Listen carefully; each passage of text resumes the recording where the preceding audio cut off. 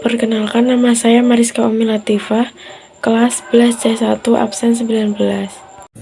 Sejarah rempah-rempah. Rempah-rempah adalah bagian tumbuhan yang beraroma atau berasa kuat yang digunakan dalam jumlah kecil di makanan sebagai pengawet atau perisai dalam masakan.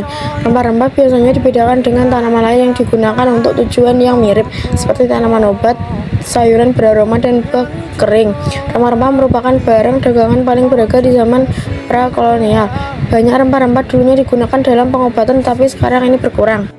Rempah-rempah adalah salah satu alasan mengapa penjajah Portugis Vasco da Gama mencapai India dan Maluku di Indonesia.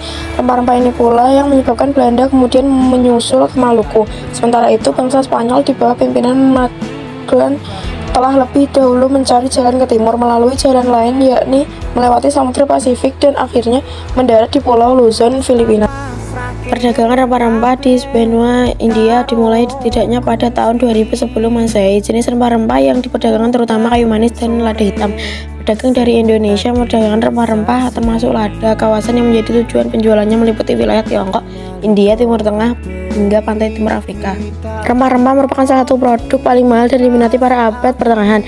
Komoditas yang paling umum diperdagangkan ialah lada hitam, kayu manis, alternatifnya yaitu kayu manis Tiongkok, jintan putih, pala, jahe, dan cengkeh. Berkaitan dengan teori utama dalam dunia medis abad pertengahan, humorisme, rempah-rempah dan herba dianggap penting dalam menyeimbangkan humor dalam makanan. Selain digunakan dalam kedokteran abad pertengahan, kaum elit Eropa juga menggemar rempah-rempah. Salah satunya contoh ialah Raja Aragon yang mencurahkan banyak sumber daya alam untuk membawa rempah-rempah ke Spanyol pada abad 12. Ia bukanlah salah satunya monarki Eropa yang mencari rempah-rempah dengan tujuan untuk ditambahkan ke dalam minuman anggur. Datangnya bangsa penutur bahasa Austronesia di tanah Nusantara juga menjadi awal terjadinya proses akulturasi budaya dan juga proses awal mula terjadinya perdagangan, yaitu pertukaran rempah-rempah dengan komunitas lainnya.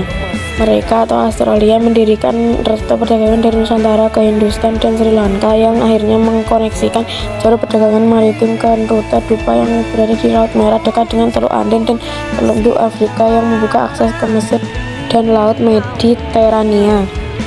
Jenis rempah-rempah. Kayu manis. Kayu manis memang berbagai manfaat sebagai pengendali gula darah. Jahe. Rempah yang satu ini bisa meredakan mual.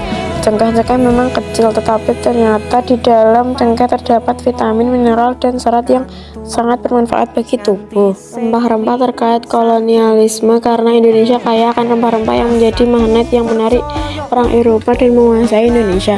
Rempah-rempah memiliki nilai jual tinggi di Eropa karena faktor tersebut. Banyak bangsa Barat kemudian tertarik untuk menjelajahi hingga ke Nusantara.